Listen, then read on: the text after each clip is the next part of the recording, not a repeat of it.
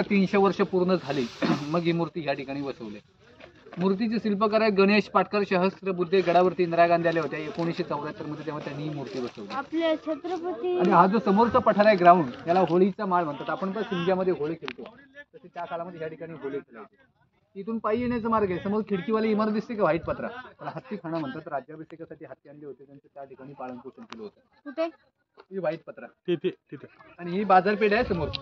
हिची लांबी 800 फूट आहे, रुंदी 40 फूट आहे. 44 दुकानं आहेत. घोड्यावरती बसून खरेदी करायची म्हणजे घोड्या इतकी हाईट आहे.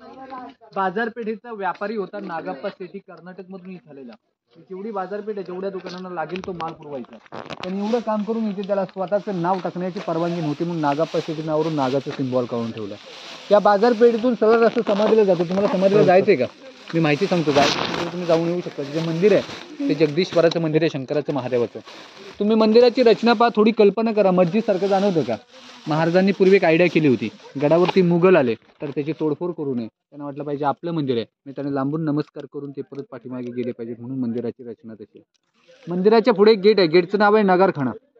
पायरीवरती एक नाव आहे मोडी लिपीमध्ये, सेवेचे ठाई तत्पर हिरोजी इंदुलकर.